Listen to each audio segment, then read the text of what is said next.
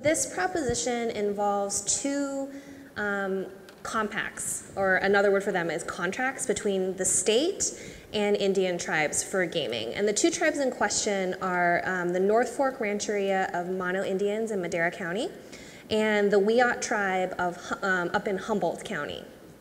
And so I'm first going to start off by giving you a little bit of background on what the tribal gaming approval process is, because I think you're going to hear a lot about it from at least what I could see from the newspaper write-ups and things like that. And there's actually, I've gotten a lot of questions in this area, so that's why I'm going to provide you with a little bit more background here.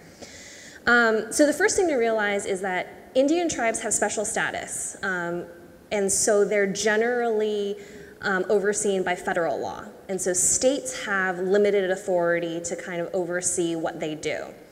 Regarding gaming, federal law specifically states that federally recognized tribes can operate casinos on tribal lands in states where games are authorized. So in California, in 2000, we passed Proposition 1A to allow Indian tribes to operate what we call Class 3 games. Those are slot machines, essentially, and there are other games in there as well, but generally they're slot machines.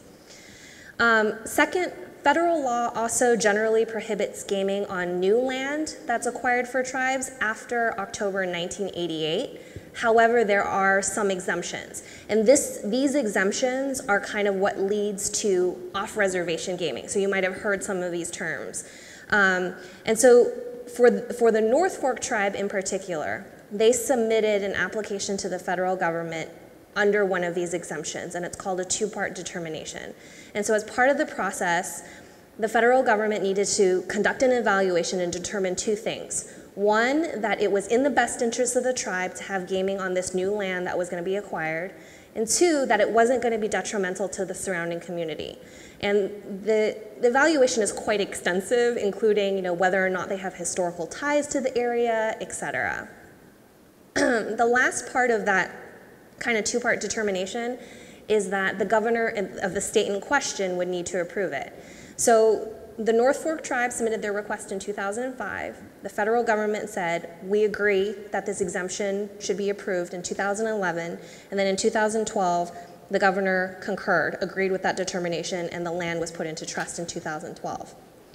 So then the third piece of kind of tribal gaming process is that states are required to negotiate, and there's a little bit of emphasis, states are required to negotiate a contract or compact with tribes that are seeking to game on their Indian land.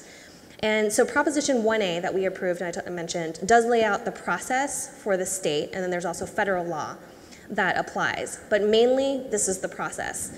The governor and the tribe negotiates a compact. Step 2 is the legislature has to ratify it. And step 3, federal government has to approve it. So the reason why this is before you is that that second step, the legislature's ratification, was put on hold by this proposition. And it's your job in voting to determine whether or not it goes into effect. So this is kind of why it's before you. So then, if we turn to what does this mean? What would your approval mean? If you approve this, it means that the North Fork tribe will be able to construct a new casino off of State Highway 99 in Madera County, about 38 miles from their original reservation, which is kind of up against the Sierra Forest, Yosemite area. That's kind of where the original land is. On the flip side, that second tribe that I mentioned, the Wiyot tribe in Humboldt County, would be prohibited from conducting gaming on their tribal lands, which is right up against the Humboldt Wildlife National Reserve, in exchange for a share of the revenue from the North Fork Casino. And it's estimated to be about approximately $6 million annually over the life of the compact or this contract, which is 20 years, essentially.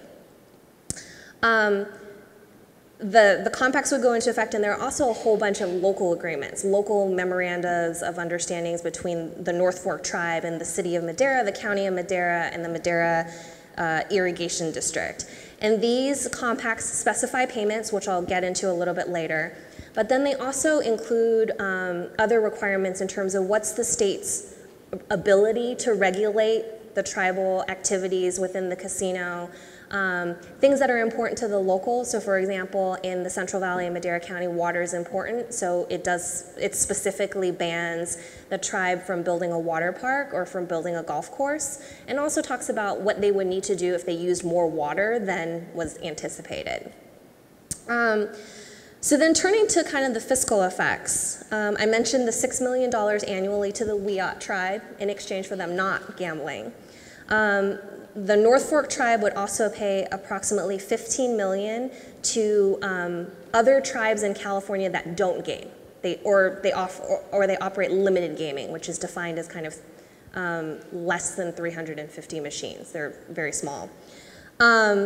Average payments to the state would be about $1.5 million annually. Generally, the idea is to cover the cost of regulatory costs, problem gaming costs, transportation-related costs, etc.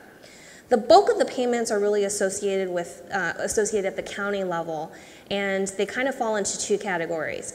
One is that they're payments for anticipated increased costs, for example, related to increased increased demand of government services, such as increased law enforcement, et cetera. But there's also kind of a second component where maybe it's not really a direct impact, but it's additional financial support to various programs, like supporting parks in the area, et cetera. So there, it's about 16 to 35 million in one-time payments and 5 to 8.5 million annually over the life of the compact, which again is 20 years. And then I think the last part that I'll mention is there are questions about kind of economic growth in Madera County. And if you do have individuals coming to this casino and then you have employees who are being hired at the casino that are now spending in the local area, you're likely to get economic growth in the Madera County area. But these individuals in the past would have spent elsewhere in the surrounding community. So this increase in economic growth in the Madera County area is generally going to be offset by economic decrease in surrounding areas. So with that, I'm happy to answer any questions. All right, if you have a question, if you could get to a microphone or have a microphone come to you. So let's look at the money while we're waiting for microphones to get out. There's more money against than for. The money against tends to come from rival casinos who don't want it, and the money in favor is the ones who directly benefit. So this one's pretty simple, right? The endorsement, the Democratic Party in favor, Republican Party is not taking a position, and the Libertarian and Peace and Freedom are in favor. Most of the other groups are not taking a position. The Farm Bureau is against, and the Friends Committee in favor. And the California Federation of Teachers and Labor Federation are both in favor. And the newspapers are mostly against, with the exception of the Bay Guardian and the LA Times. Okay, any questions? No questions? Okay. Well, no? Okay. Well, that's amazing from a crowd like this. It's hard to ever have no questions, but do you have a question? Okay, we have a question.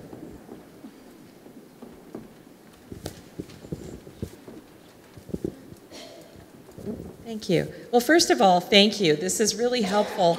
Except, I have a master's degree in library and information science, and I find this ballot the most confusing one I've ever encountered in my long history of voting. And I mean, this helps, but because you presented all the factors, but what's going on in California? It's a rhetorical question. I don't think you can answer it. Right. It does require an awful lot of study. I mean, it requires, you all are putting in an hour and a half of your time, and you'll be the best informed people in the whole electorate, practically. So congrats to you, you're very elite. But this is quite the responsibility to put on voters, absolutely. But I don't want to editorialize too much.